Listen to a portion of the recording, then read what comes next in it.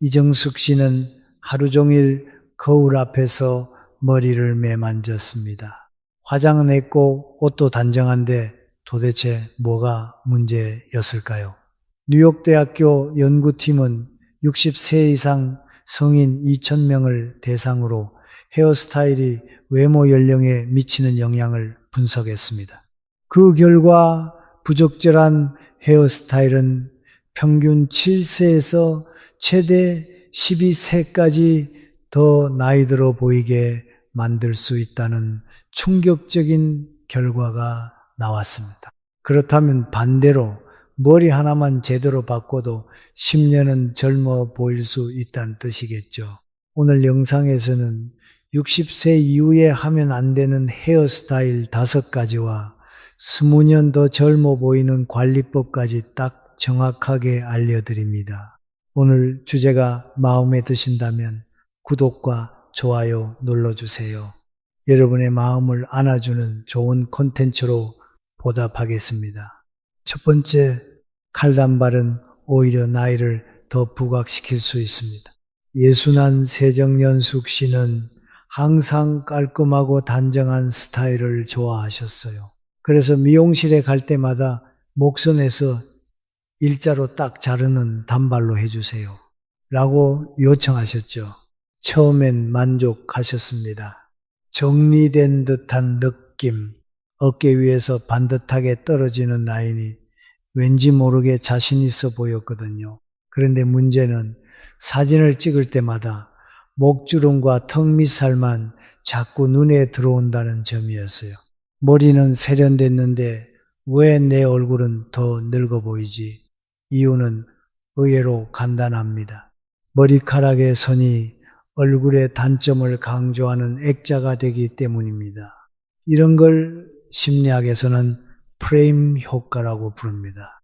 특히 목선이 드러나는 칼단발은 자연스럽게 시선을 목과 턱선으로 집중시킵니다. 그리고 그 결과 목주름, 이중턱, 피부 탄력 저하 같은 부분들이 더 도드라져 보이게 되는 거죠. 게다가 나이가 들수록 목 주변은 가장 먼저 탄력이 떨어지는 부위입니다. 그 부위를 정확히 잘라 강조해버리면 자연스럽게 나이까지 강조되는 셈이죠. 그렇다면 단발을 아예 피해야 할까요? 그럴 필요는 없습니다. 문제는 머리 길이가 아니라 그 길이가 어떤 라인을 만들고 있는가입니다.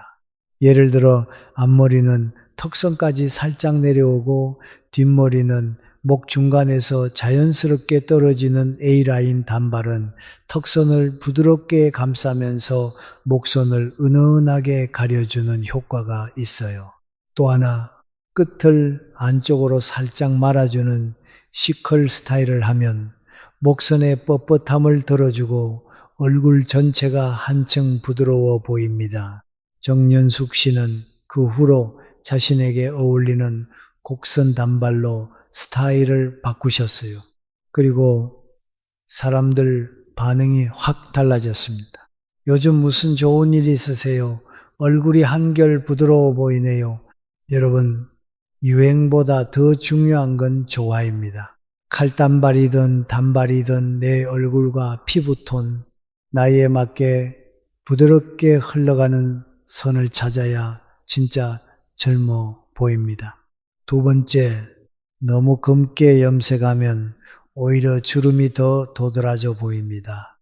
64 새강정의 씨는 흰머리가 조금이라도 보이면 안 된다는 생각에 항상 극단적인 블랙 염색만 고집하셨어요.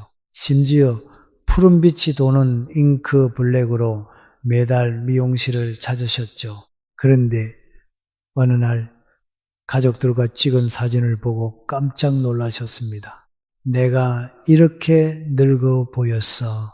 사실 이건 많은 분들이 겪는 착각입니다. 검게 염색하면 젊어 보이겠지. 하지만 결과는 정반대입니다. 왜일까요? 첫째, 검은 머리와 칙칙해진 피부의 강한 대비 효과 때문에 주름과 잡티가 더 선명하게 드러나기 때문입니다. 둘째, 머리카락만 젊은 색이 되면 눈썹, 속눈썹, 피부톤과 어울리지 않아서 오히려 어색하고 부자연스러워 보입니다. 셋째, 검정색은 빛 반사율이 낮아서 머리카락에 볼륨감이 없어 보입니다. 특히 머리숱이 줄어드는 시기에는 전체적으로 축 처져 보이기 쉽죠. 그렇다면 어떻게 해야 할까요? 너무 어두운 색 대신 다크 브라운, 초콜릿 브라운 같은 부드러운 톤을 추천드립니다. 이렇게만 바꿔도 얼굴이 한결 화사해지고 주름도 덜 도드라져 보입니다. 게다가 흰머리가 자라나도 경계선이 덜 도드라져서 염색 주기를 더 길게 유지할 수 있어요. 무엇보다 자연스럽고 세련된 색감은 당신의 자신감을 되살립니다. 검게 감추는 것이 아니라 빛을 더해주는 방향으로 바꿔보세요. 세 번째, 과한층은 오히려 머리숱이 더 없어 보이게 만듭니다. 63세 새 최윤자 씨는 미용실에 가서 이렇게 말하셨습니다. 머리숱이 너무 없어 보여서요. 좀 가볍게 층 많이 내주세요. 그 말의 디자이너는 층을 대폭 넣은 스타일을 만들어 드렸고 처음엔 가벼워진 느낌에 만족하셨습니다. 그런데 며칠 후 친구를 만나고 이런 말을 들으셨대요. 윤자 씨, 무슨 고민이 있어 보여요? 머리가 왜 이렇게 푹 꺼져 보여요? 충격이었죠. 가볍고 볼륨감 있게 보이길 원했는데 오히려 더 초라하고 축 처져 보인다는 인상을 받게 된 겁니다. 왜 이런 일이 생길까요? 머리카락은 나이가 들수록 굵기가 줄고 밀도도 감소합니다. 실제로 대한 피부과 학회 조사에 따르면 60대 이상 여성은 젊었을 때보다 머리카락 직경이 평균 30% 이상 줄어드는 경우가 많다고 해요. 이런 상태에서 층을 많이 내버리면 어떻게 될까요? 윗머리는 납작하게 가라앉고 아랫머리는 가볍게 흩어져서 전체적으로 머리가 어태 보이는 역효과가 납니다. 이걸 전문가들은 역볼륨 효과라고 부릅니다. 볼륨을 내려다 오히려 볼륨이 꺼져 보이게 만드는 실수죠. 특히 정수리 부분이 꺼져 보이면 얼굴까지 함께 축 처져 보이게 되고 전체 이미지가 피곤하고 나이 들어 보이는 인상으로 바뀝니다. 그렇다면 층을 아예 내지 말아야 할까요? 그렇지 않습니다. 핵심은 얼마나 넣느냐, 그리고 어디에 볼륨을 줄 것이냐입니다. 최윤자 씨도 이후에 스타일을 이렇게 바꾸셨어요. 층은 최소한으로 줄이고요. 정수리 볼륨만 살려주세요. 이 한마디로 전체 인상이 완전히 달라졌습니다. 미용실에 가실 때 이렇게 말씀해 보세요.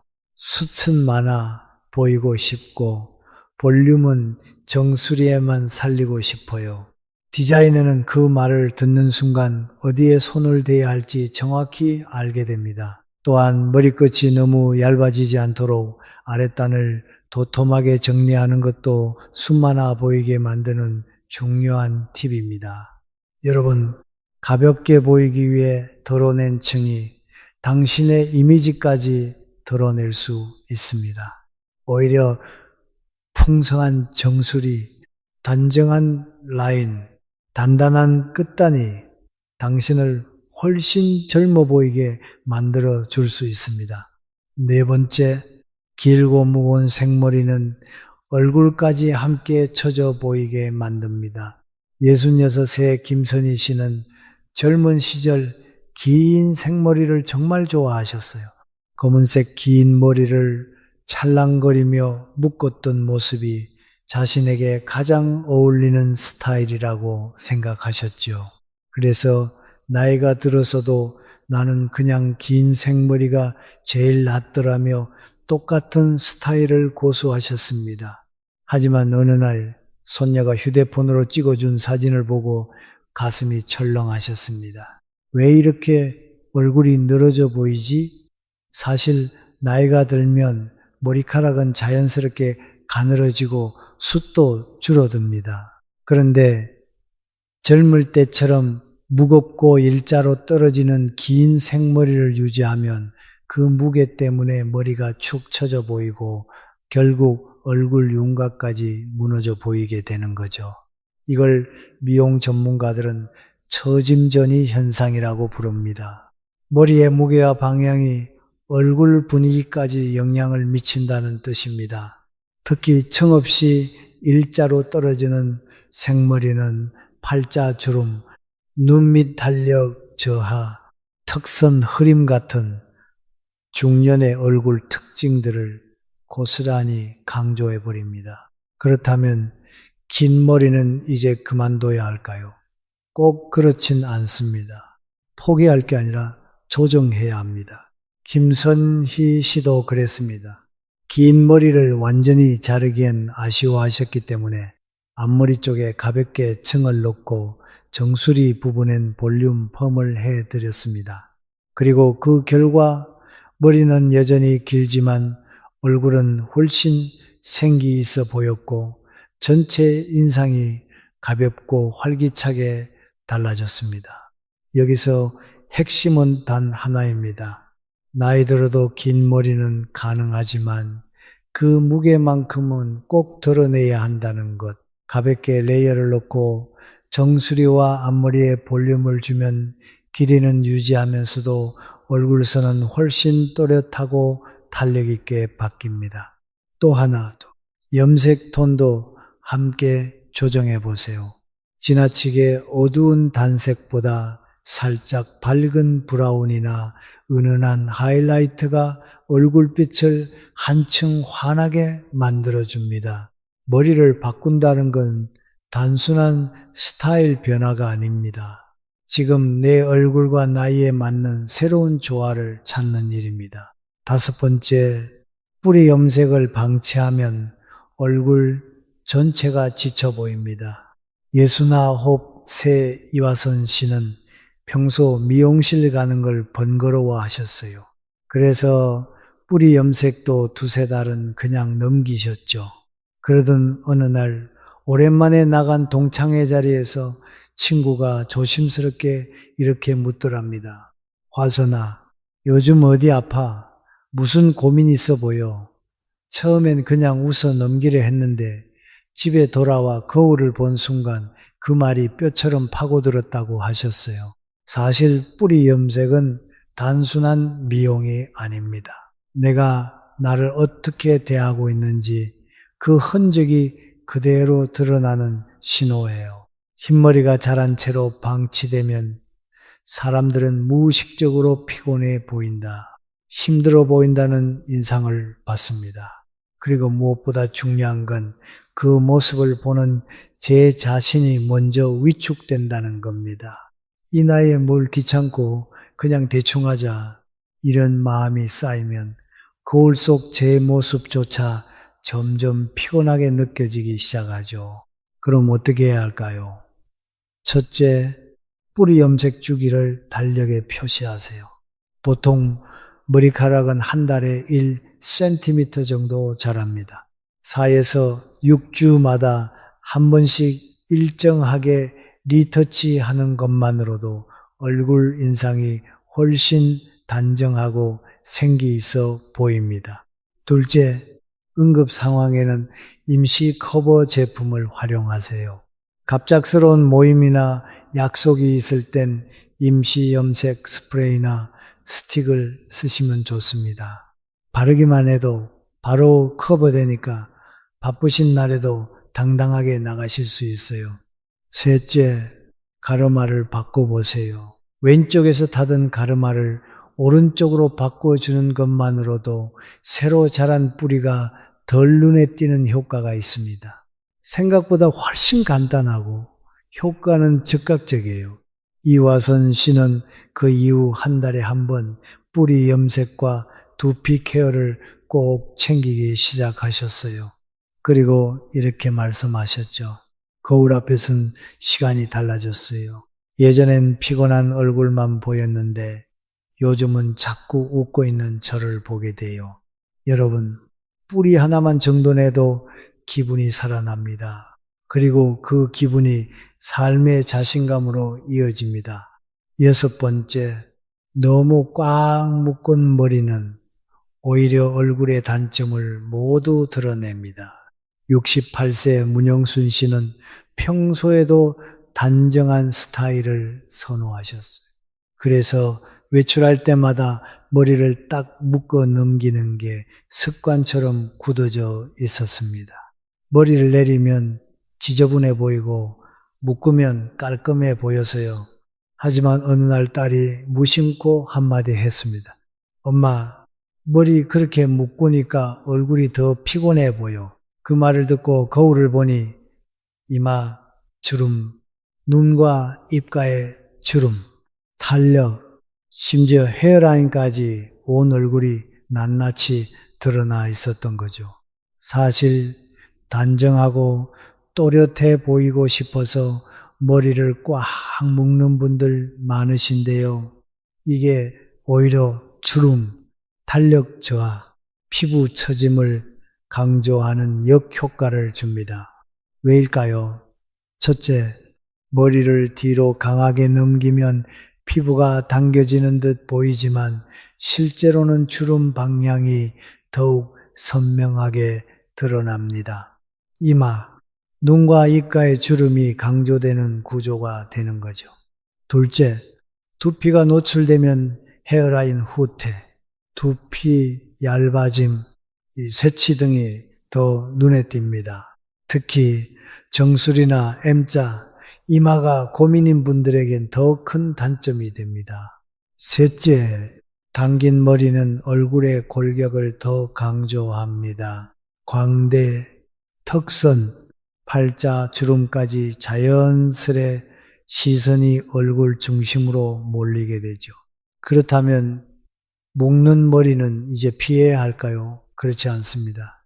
문제는 묶는 방식입니다. 꽉 묶는 대신 살짝 여유를 주고 볼륨을 살려서 묶는 낮은 번 헤어, 반묶음, 루즈한 포니테일 같은 스타일을 시도해 보세요.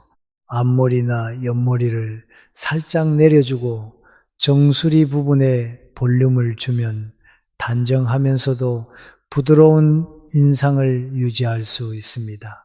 문영순 씨도 이후 꽉 묶던 머리 대신 볼륨감을 살리고 앞머리를 내린 스타일로 바꾸셨어요. 그랬더니 엄마, 요즘 얼굴이 훨씬 부드러워졌어요. 인상도 편안해졌네 하는 말을 자주 들으셨다고 합니다. 여러분, 당겨서 감추려는 스타일보다는 흘러내려 감싸주는 스타일이 오히려 여러분을 더 젊고 따뜻하게 보이게 합니다. 머리는 정리하는 것이 아니라 여러분의 얼굴을 돋보이게 하는 액자라는 사실 꼭 기억해 주세요. 여러분, 지금까지 60대 이후에 절대 해선 안 되는 6가지 헤어스타일을 함께 살펴봤습니다.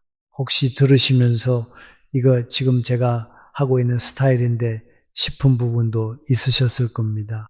하지만 절대 늦지 않았습니다. 지금부터 바꾸면 머리 하나만으로도 여러분의 인상이 그리고 인생의 기운이 달라질 수 있습니다. 그래서 준비했습니다. 오늘 당장 바꿀 수 있는 실천 팁 5가지 하나씩 따라오시기만 하면 됩니다. 어렵지 않지만 효과는 생각보다 훨씬 큽니다. 첫 번째, 두피도 나이를 먹습니다. 이제는 두피 샴푸도 나이에 맞게 바꿔야 합니다. 60세 이후에는 두피의 유분기와 수분이 급격히 줄어들고 모낭 자체의 활동성도 떨어지게 됩니다. 피부처럼 두피도 건조하고 예민해지는 나이인 거죠.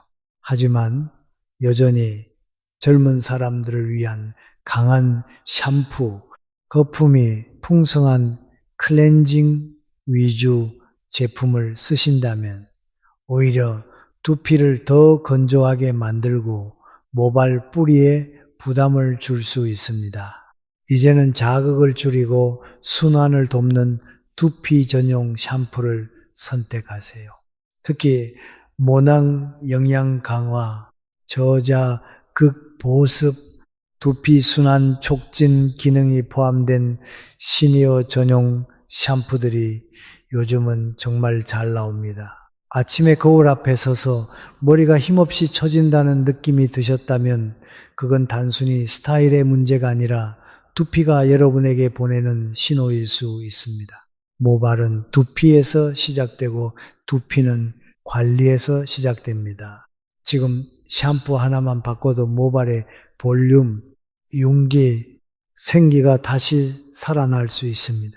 두 번째, 샴푸 전단 5분 두피를 마사지해 주세요. 많은 분들이 머리를 감을 때 단지 씻어내는 것에만 집중하십니다. 하지만 실제로 두피가 가장 필요로 하는 건 순환입니다. 나이가 들면 모발 뿌리로 가는 혈류량도 줄어들고 두피 아래 미세 근육들이 굳어지기 시작합니다. 이게 바로 머리카락에 생기가 없어지고 정수리가 푹 꺼져 보이는 진짜 원인입니다. 그런데 놀랍게도 손끝으로 두피를 눌러주는 것만으로도 이 모든 게 조금씩 달라질 수 있습니다. 방법은 간단합니다. 샴푸 전 손가락 끝을 이용해 정수리, 관자놀이, 뒤통수 중심을 지그시 눌러가며 원을 그리듯 움직여 주세요. 특별한 도구 필요 없습니다. 단 5분 텔레비전 보면서 해도 되고 욕실 들어가기 전에 잠깐만 해도 충분합니다. 이 짧은 시간이 모낭 주변의 혈류를 자극하고 두피의 온도를 높이고 모발이 자라기 좋은 뿌리 환경을 만들어줍니다. 실제로 두피 마사지를 꾸준히 하신 분들 중엔 머리숱이 다시 늘고 모발이 덜 빠지고 볼륨이 살아났어요. 라는 후기가 정말 많습니다. 작지만 강력한 습관, 하루 5분이면 여러분의 두피가 살아납니다. 세 번째, 미용실은 단순히 머리를 자르는 곳이 아닙니다. 나를 돌보는 시간으로 바꿔보세요. 많은 분들이 미용실 가는 걸 귀찮은 일이라고 생각하십니다. 시간도 없고 돈도 아깝고 그냥 대충 묵지 뭐 이런 생각 익숙하시죠? 하지만 실제로 정기적으로 미용실에 가는 분들과 그렇지 않은 분들 사이에는 외모뿐 아니라 자기 인식 자체에서 큰 차이가 납니다. 제가 상담해드린 고객분들 중에도 6에서 8주에 한 번씩 정기적으로 커트를 받고 염색하고 머리를 만지는 시간을 자기 회복 시간으로 여기는 분들은 눈빛부터 달랐습니다. 거울을 보며 나를 정리하고 머리카락 하나하나에 집중하면서 지금 이 순간 저는 괜찮다고 말해주는 시간, 그게 바로 미용실이 줄 수 있는 가장 큰 선물입니다. 60세 이후엔 특히 정기적인 루틴이 삶의 활력을 만들어줍니다. 6에서 8주 간격으로 미용실 일정을 휴대폰이나 달력에 미리 표시해 보세요. 이건 단순한 약속이 아니라 제가 저를 돌보겠다는 선언입니다. 염색이나 커트를 하지 않더라도 가볍게 스타일 점검만 해도 좋습니다. 전문가의 손길 하나에 표정이 바뀌고 걸음걸이도 달라집니다. 저를 단정하게 만드는 장소는 결국 제 마음도 정리해주는 공간이 됩니다.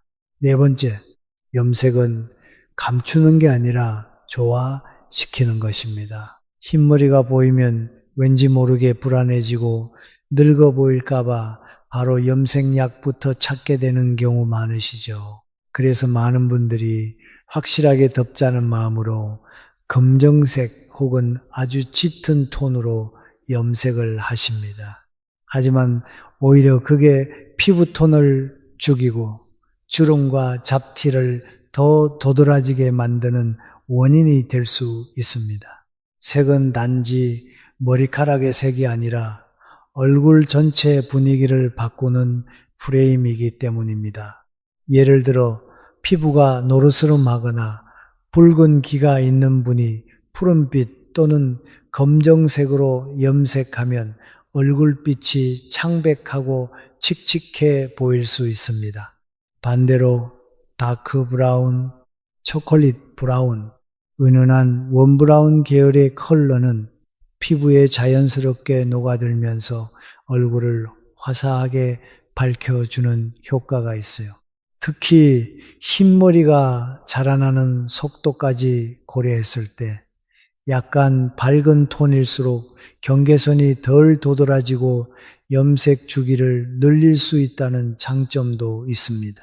염색의 목적은 흰머리를 감추는 것이 아니라 당신의 얼굴과 가장 잘 어울리는 톤을 찾는 것, 화장에서도 톤 조합이 중요한 것처럼 염색도 피부, 눈동자, 눈썹과의 조화를 섬세하게 맞추는 게 핵심입니다.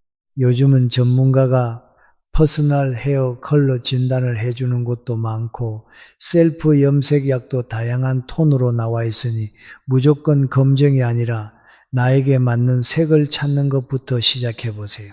여러분의 얼굴빛이 바뀌면 여러분의 표정도 기분도 함께 밝아질 수 있습니다. 5번째, 머리는 단순한 스타일이 아니라 삶의 태도를 보여주는 메시지입니다. 많은 분들이 이렇게 말씀하십니다. 이 나이에 뭘 굳이, 이제는 그냥 편하게 살고 싶어요. 그 마음 충분히 이해됩니다. 하지만 이상하게도 머리 손질을 멈추고 미용실 가는 걸 미루기 시작하면 마음도 함께 무너지는 경우가 많습니다. 사실 머리카락은 다른 누구보다도 내 자신이 매일 마주하는 부분입니다. 매일 아침 거울 앞에서 보게 되는 내 상태를 가장 먼저 말해주는 신호이기도 하죠. 흰머리를 감춘다고 젊어지는 게 아니라 어떤 표정으로 머리를 넘기느냐, 어떤 마음으로 나를 가꾸느냐에 따라 그 사람이 풍기는 분위기는 전혀 달라질 수 있습니다. 머리카락을 정돈하는 건 세상에 보여주기 위한 것이 아니라 스스로에게 말해주는 겁니다. 나는 아직 나를 아끼고 있다. 나는 오늘도 나를 정성껏 살피고 있다. 이렇게 하루를 시작하는 사람의 표정은 결국 주변 사람들에게도 따뜻하게 전해지게 됩니다. 스타일은 겉모습이 아니라 지금 어떤 삶을 살고 있는지, 앞으로 어떤 모습을 살고 싶은지를 말해주는 작은 표현입니다. 그리고 그 표현이 머리카락 하나에서부터 시작된다는 걸 잊지 마시기 바랍니다. 오늘 우리는 60세 이후 젊음을 가로막는 6가지 헤어스타일과 그 해결법을 함께 살펴봤습니다. 그리고 나이를 가릴 수 있는 기적 같은 비법이 따로 있는 게 아니라 작은 습관과 선택에서 출발한다는 사실도 다시 한번 확인하셨을 겁니다. 염색은 감추는 것이 아니라 조화입니다. 머리는 가꾸는 것이 아니라 살아있는 메시지입니다. 그리고 나를 정돈하는 일은 내 마음을 다시 일으켜 세우는 일입니다. 고대 로마의 철학자 키케로는 이렇게 말했습니다. 노년은 쇠퇴가 아니라 삶의 완성이다. 지금 이 순간 거울 앞에 섰나 비록 주름은 생기고 머리는 가늘어졌지만 여전히 자신을 아끼는 마음이 있다면 그건 늙은 모습이 아니라 가장 아름답고 성숙한 내 모습일 것입니다. 여러분, 머리카락 하나 바뀌었을 뿐인데 마음이 환해지고 걸음걸이까지 달라졌다는 분들 정말 많으셨습니다. 그리고 이어서 다음 주제를 공유하겠습니다. 귀티 나는 사람은 비싼 옷이 아니라 세 가지를 입는다. 명품 필요 없습니다. 여러분, 이런 사람 보신 적 있으시죠? 명품, 가방, 고급 시계, 비싼 옷까지 다 걸쳤는데 왠지 어딘가 없어 보이는 사람, 처음엔 번쩍해 보였는데 오래 볼수록 허전한 느낌, 그런 사람 앞에 있으면 괜히 마음이 불편합니다. 반대로 시장표 옷 한 벌 입었는데도 괜히 같이 있으면 편안하고 한마디 툭 던져도 아, 멋있다 하는 사람이 있습니다. 왜 이렇게 차이가 날까요? 돈, 외모, 학벌 아닙니다. 그런 건 잠깐 반짝할 뿐입니다. 진짜 중요한 건 따로 있습니다. 근데 우리는 그걸 잘 모른 채 살아가죠. 알면서도 놓치고 못 알아차리고 지나갑니다.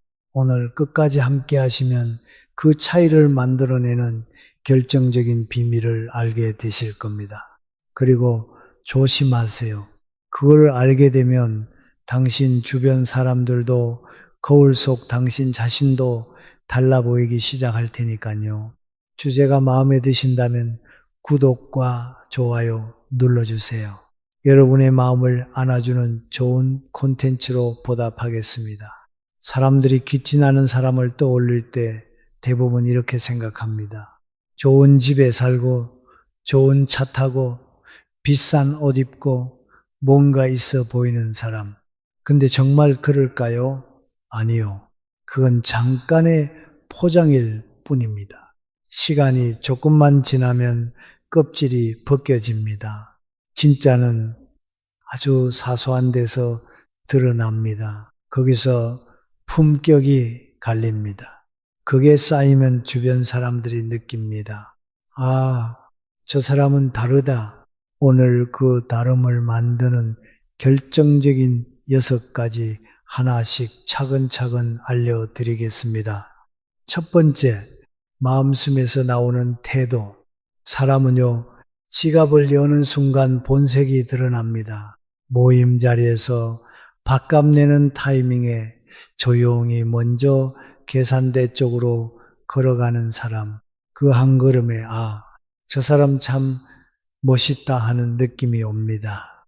반대로 지갑만 만지작거리다가 저 잠깐 다녀올게요 하고 슬쩍 자리를 비우는 사람, 모두가 아무 말 안 하지만 속으로는 다 적습니다.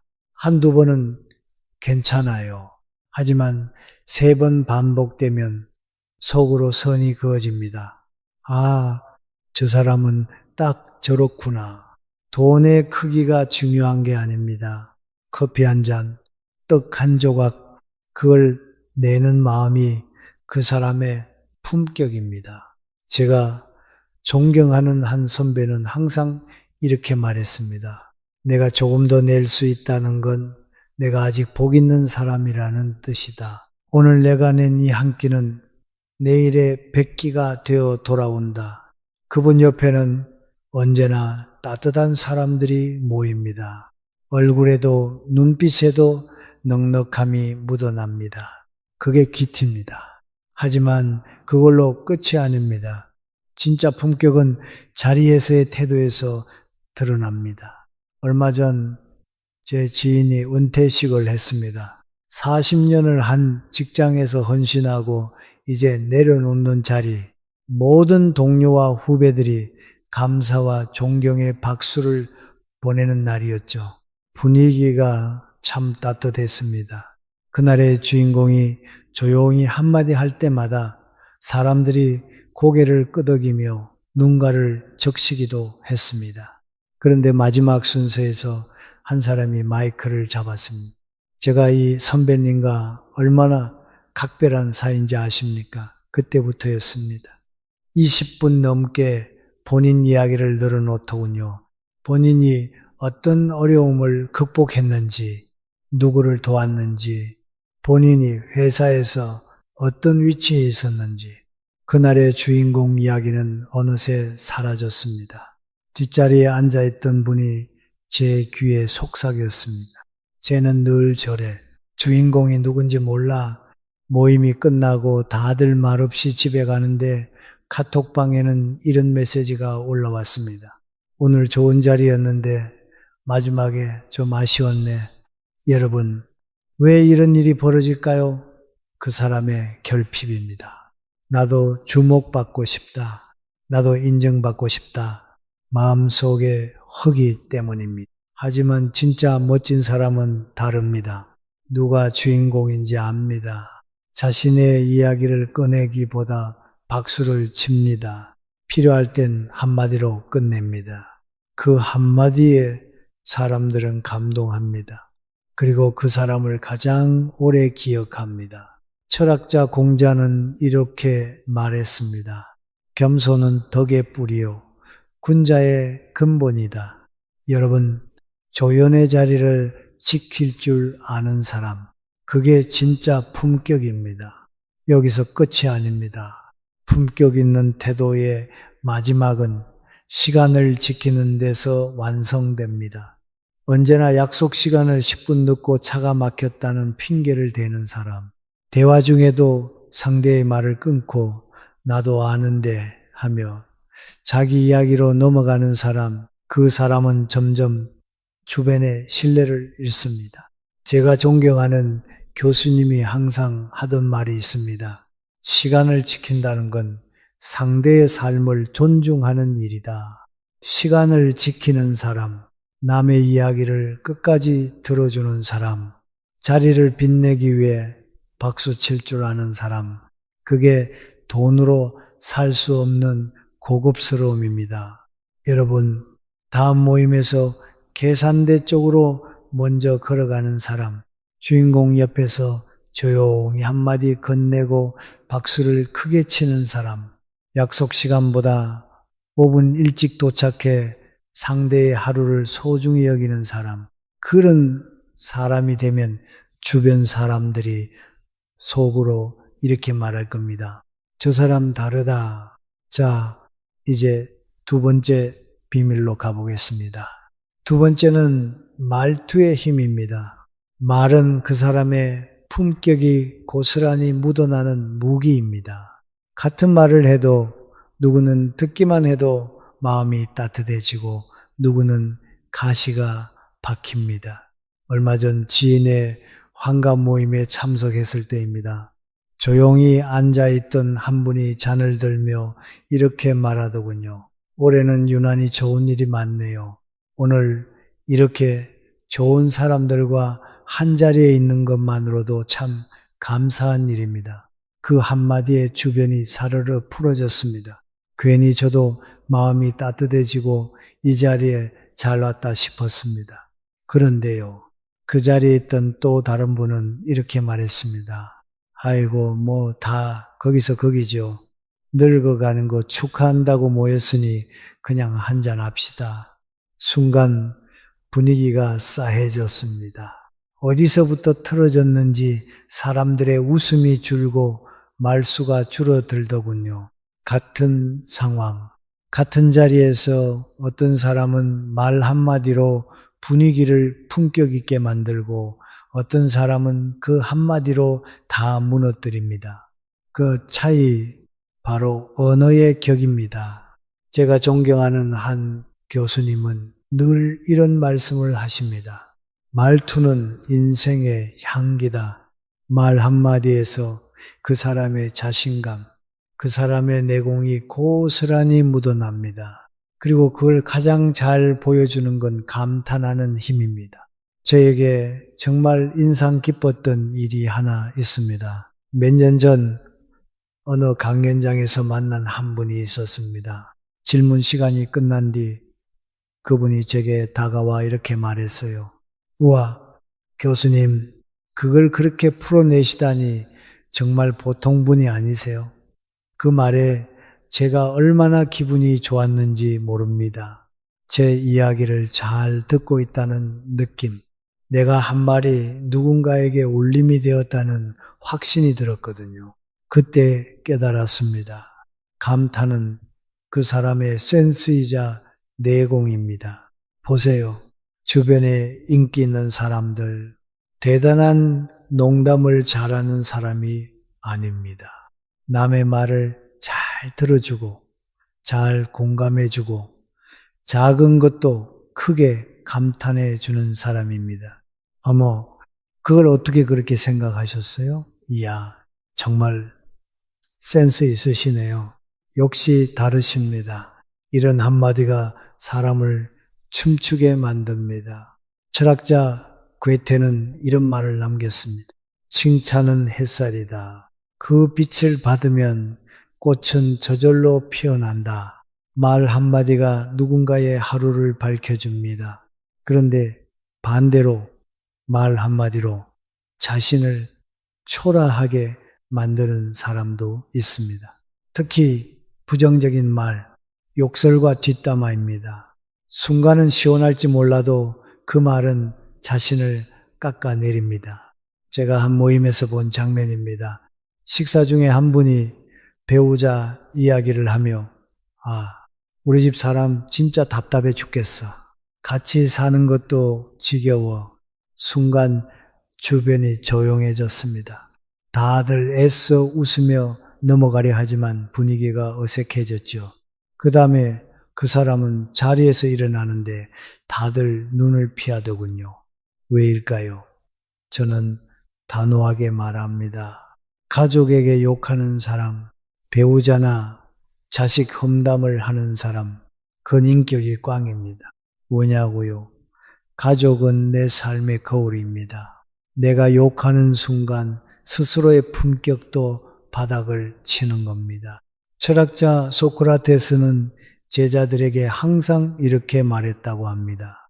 내가 한마디 지나간 자리에 꽃이 피어나는지 가시가 돋는지 살펴라. 여러분, 말은 습관이 되고 습관은 인격이 됩니다. 내가 자주 쓰는 말이 내 얼굴이 됩니다. 내 표정이 되고 내 태도가 됩니다. 부정적인 말을 멈추세요. 욕을 삼키세요. 뒷담화를 줄이세요. 대신 감탄을 늘리고 칭찬을 늘리고 따뜻한 말을 더 많이 하세요. 말을 바꾸면 주변이 바뀌고 내 인생의 격이 바뀝니다. 여러분, 오늘 하루 작은 것에도 우아하게 감탄해 보세요. 그리고 누군가에게 따뜻한 한마디 건네보세요. 당신의 말에서 빛이 날 때 그게 바로 기티입니다. 세 번째, 몸가짐과 외모의 정리. 여러분, 사람은 멀리서 봤을 때 가장 먼저 보이는 게 뭘까요? 얼굴이 아닙니다. 표정과 몸가짐입니다. 허리가 구부정한 사람, 어깨가 안으로 말려있는 사람, 걸을 때 발을 질질 끄는 사람, 그 모습 하나로 그 사람의 마음 상태가 보입니다. 삶이 무겁구나, 자신감이 부족하구나, 다 느껴집니다. 반대로 등이 곱고 어깨가 열려있고 걸음걸이가 반듯한 사람은요, 멀리서도 티가 납니다. 저 사람 자신 있다. 말하지 않아도 전해집니다. 제가 아는 분은 버스에서 내릴 때조차 허리를 쭉 펴고 고개를 살짝 들고 내립니다. 주변 사람들이 괜히 한 번 더 바라봅니다. 별거 아닌 것 같아 보여도 그 당당함 하나로 사람들은 고개를 끄덕입니다. 여러분, 자세는 내면의 자신감을 드러내는 가장 큰 언어입니다. 그리고 몸은 절대 거짓말하지 않습니다. 나이가 들수록 근육은 자연스럽게 빠집니다. 전문 용어로 사코페니아라고 하죠. 종아리를 한번 잡아보세요. 손가락이 맞다 하면 괜찮습니다. 하지만 손가락 사이가 남는다면 근육이 빠져나가고 있다는 신호입니다. 근육은 자신감입니다. 허벅지가 두꺼운 사람은 어떤 상황에서도 자신 있어 보입니다. 반대로 허벅지가 늘고 허리가 굽으면 사람들이 속으로 이렇게 생각합니다. 에너지가 약하구나. 저는 늘 강조합니다. 재테크는 실패할 수도 있고 금테크도 변동이 있지만 금테크는 배신하지 않습니다. 걷기, 스트레칭, 허리를 펴는 연습, 매일 조금씩 쌓으면 내가 가장 먼저 달라집니다. 그리고 옷차림, 비싼 옷 중요하지 않습니다. 중요한 건 정리입니다. 구겨진 셔츠, 때 묻은 신발, 너무 화려한 원색과 과도한 액세서리 모두 나 지금 불안합니다. 내 마음이 흐트러져 있습니다. 하는 신호입니다. 특히 머리를 빗지 않고 나오는 사람을 보면 속이 들여다 보입니다. 마음이 바쁘고 어지러워서 겉모습까지 무너진 겁니다. 반대로 깨끗하게 잘 다려진 셔츠 한 장, 주름 없는 바지, 윤기 나는 구두, 담백한 색감의 옷 안에는 나는 나를 존중합니다. 라는 메시지가 담겨 있습니다.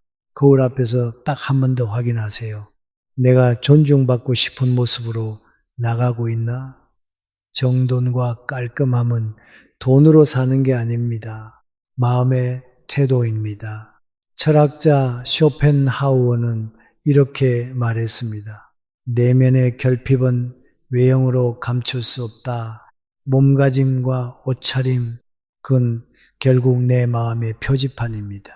오늘 집을 나설 때 딱 1분만 투자하세요. 허리를 펴고 거울 앞에 서서 스스로에게 물어보세요. 내 자세, 내 표정, 내 옷차림, 내가 나 자신을 존중하고 있나? 여러분, 그걸 점검하는 습관이 결국 당신을 빛나게 만듭니다. 그게 귀티의 세 번째 비밀입니다. 네 번째, 건강과 습관입니다. 이게 무너지면 그 모든 품격이 무너집니다. 여러분, 돈이 많아도 병원 침대 위에 누워있는 삶 상상해 보셨나요? 저는 실제로 본 사람이 있습니다. 젊을 때 사업으로 큰 돈을 벌었습니다. 50대에 이미 모든 걸 이뤘지요. 집도 차도 해외여행도 다 해봤습니다.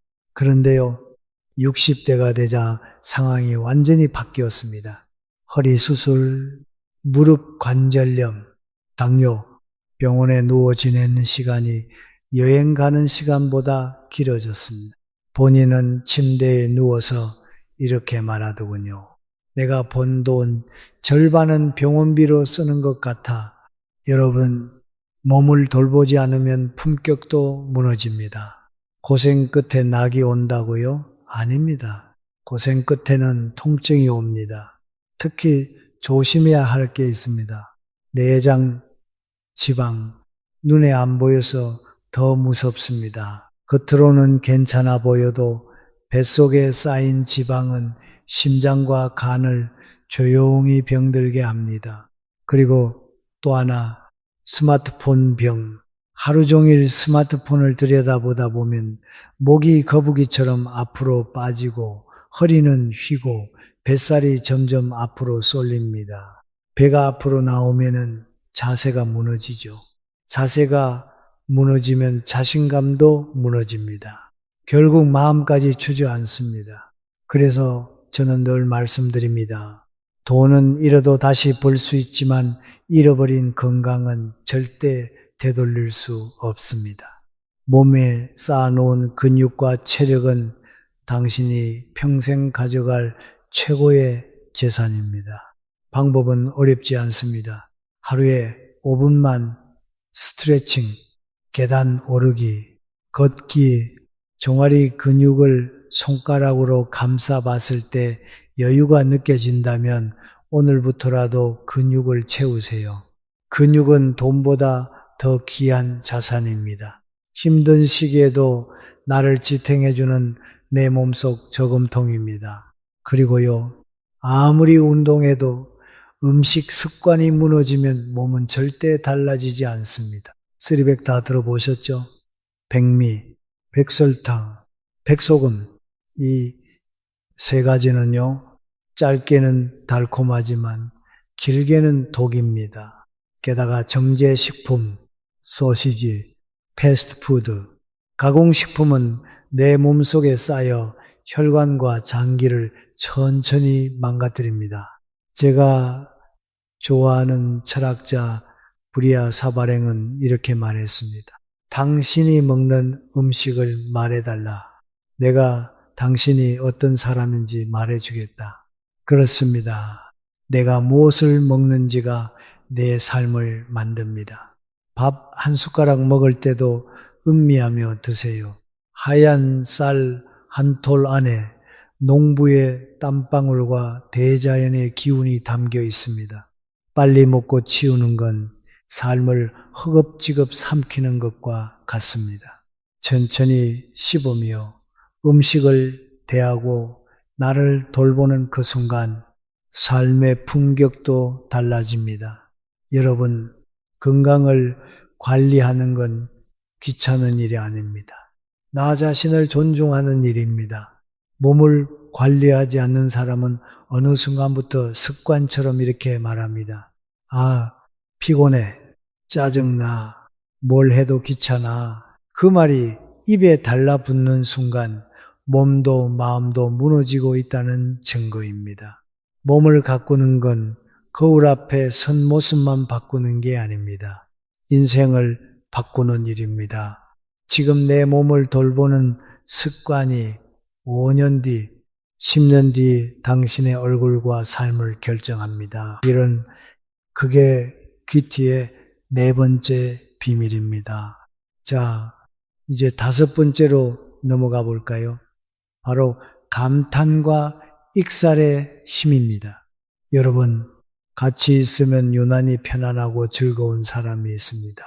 그 사람의 공통점이 뭔지 아세요? 익살과 감탄이 몸에 배어 있습니다.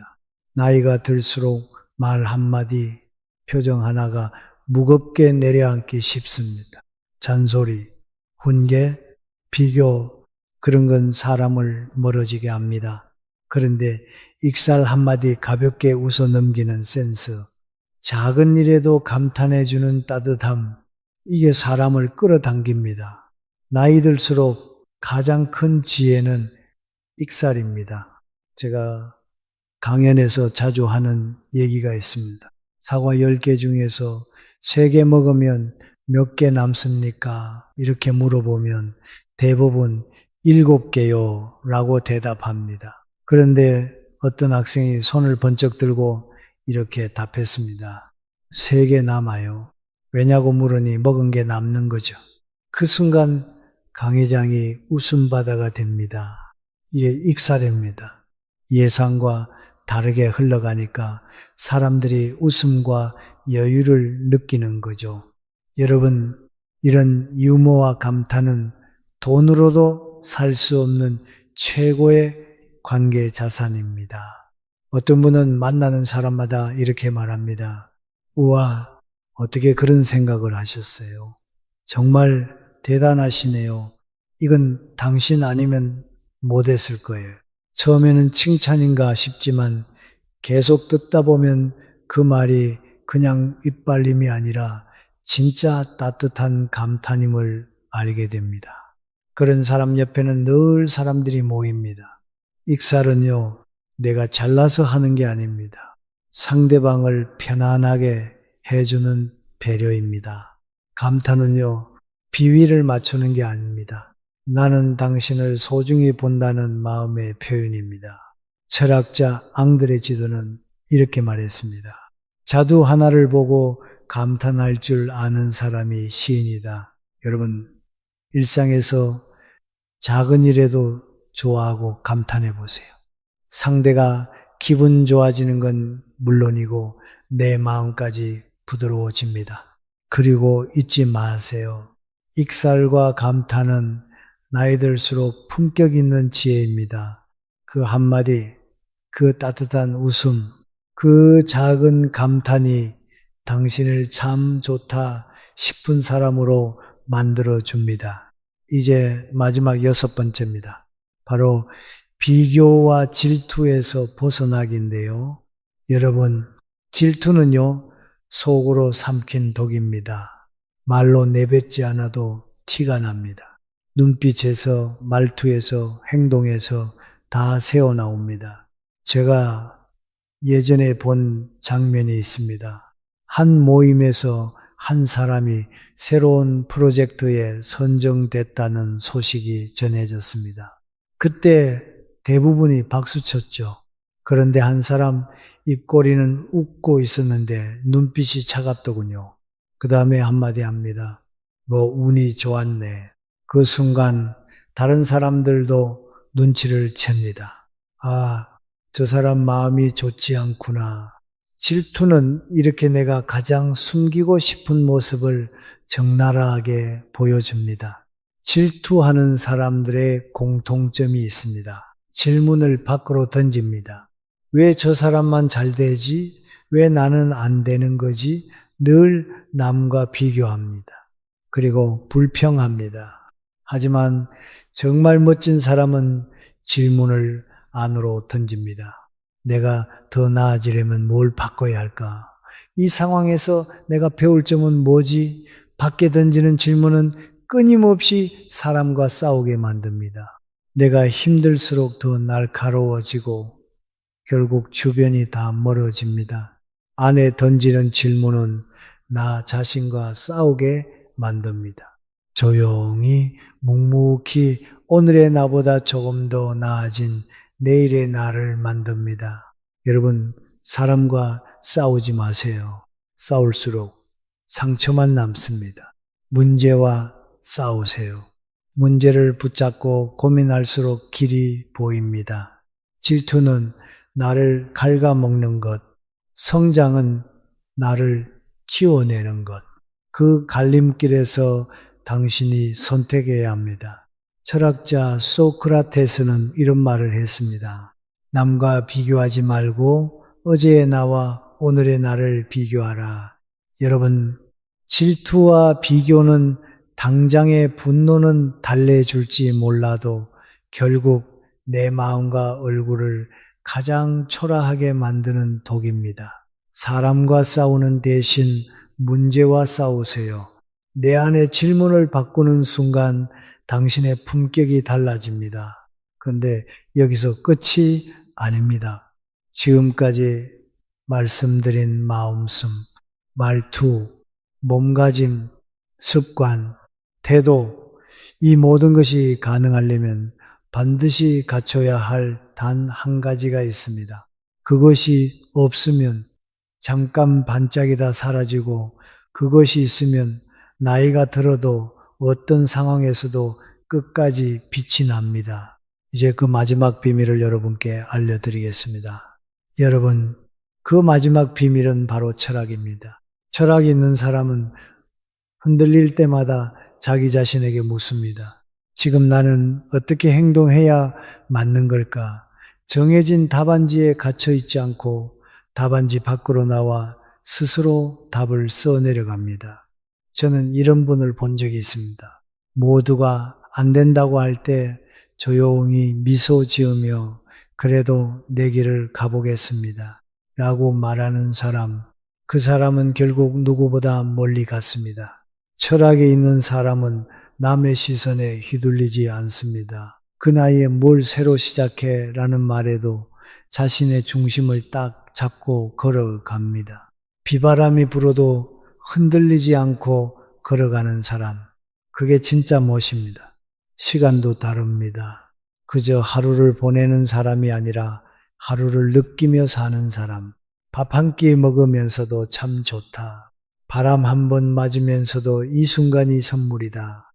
그렇게 시간을 음미하며 사는 사람은 늘 얼굴이 편안합니다. 그리고 무엇보다 중요한 건 바쁘게만 살지 않고 마음을 채우며 사는 사람입니다. 스케줄이 꽉 차 있으면 행복이 들어올 자리가 없습니다. 작은 행복 하나, 따뜻한 말 한마디, 소소한 웃음 하나를 마음속에 담을 줄 아는 사람, 그런 사람에게서 진짜 귀티가 납니다. 철학이 있는 사람은 마지막까지 빛납니다. 왜냐고요? 세상은 늘 바뀌지만 그 사람 안의 중심은 흔들리지 않기 때문입니다. 여러분, 오늘 말씀드린 모든 것의 마지막 결론은 이겁니다. 내가 누구인지 알고 내 길을 흔들림 없이 가는 사람, 그 사람이 결국 가장 고급스럽게 빛납니다. 당신의 표정, 말투, 몸가짐, 습관, 그리고 태도까지 결국 철학이 스며들어야 진짜 멋이 됩니다. 남들이 뭐라 해도 조용히 내 중심을 지키며 사는 삶, 그게 품격의 끝입니다. 여러분, 오늘 이야기가 마음에 남으셨나요?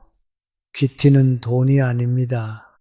명품도 화려한 외모도 아닙니다. 내가 나를 존중하는 태도, 따뜻한 말 한마디, 조용히 중심을 지키는 자세, 모든 것이 쌓여서 얼굴에 몸가짐에 말투에 배어 나오는 것, 그게 바로 품격입니다.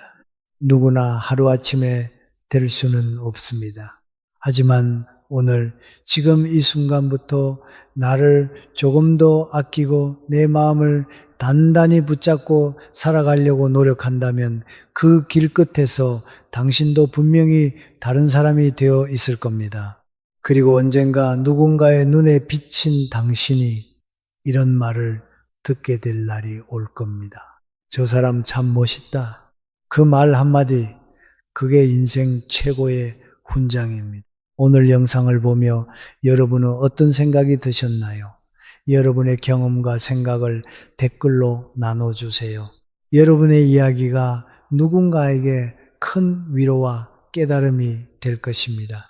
오늘 영상이 도움이 되셨다면 소중한 분들께 공유해 주시고 구독과 좋아요로 저를 응원해 주세요. 여러분과의 소중한 연결이 저에게 큰 힘이 됩니다. 오늘도 행복한 하루 되세요. 이상으로 마무리하겠습니다.